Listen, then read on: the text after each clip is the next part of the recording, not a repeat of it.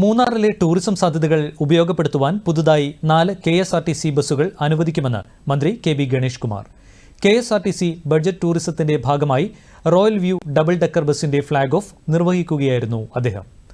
മൂന്നാറിന്റെ പ്രകൃതി രമണീയമായ കാഴ്ചകൾക്ക് മറ്റൊരു അനുഭവം പകരുകയാണ് ഡബിൾ ഡെക്കർ ബസ്സിലെ യാത്രകളിലൂടെ ഉദ്ദേശിക്കുന്നത്.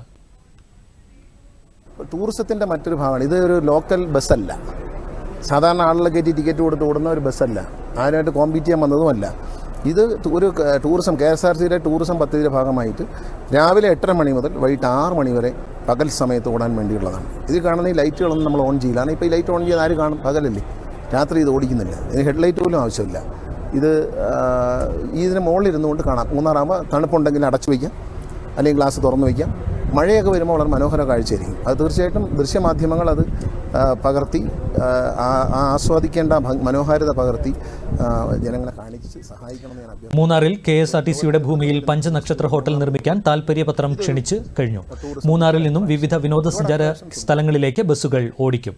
6 മാസത്തിനുള്ളിൽ KSRTCയെ പൂർണ്ണമായും കമ്പ്യൂട്ടർവൽക്കരിക്കുമെന്നും മന്ത്രി കെ ബി ഗണേഷ് കുമാർ പറഞ്ഞു. Advocate A. രാജ MLA അധ്യക്ഷത വഹിച്ചു.